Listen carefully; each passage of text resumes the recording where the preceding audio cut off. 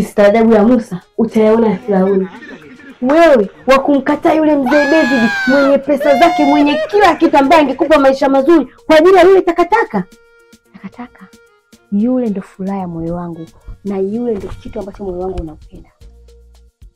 Hiza nikwambie, huyo David na hao wengine wote ambao wameshakupa wewe simu, sio wamekupa kitu gani ili usudi nipatikane mimi, hamwezi kunipata. Naamini katika hisia zangu, naamini katika moyo wangu. Napenda yule kijana uliyemwona hapo na si mtu mwingine. Sawa, moyo wako unamtaka yeye, mdomo wako na tumbo lako namtaka yeye pia. Utakula nini? Atakupa nini yule mwanaume takataka na lolote? Yaani wewe unakataa wanaume wale wenye pesa, ma iPhone kwa ajili ya yule mwanaume yule, mtu mwenyewe wa mtaani, atakupa nini? Mimi dalali tu, nakula na kuvaa kwa pesa zao. Haya wewe mke, sio utaenda kuenjoy jamani. Wewe hao wanaokuwa na iPhone ndio utakula hizo iPhone zao.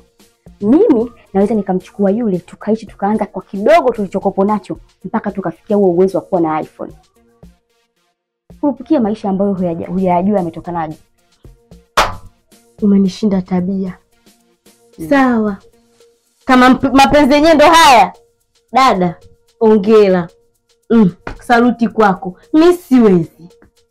Hivi mimi naangalia moyo wangu nataka nini na si kitu kingine. Bye.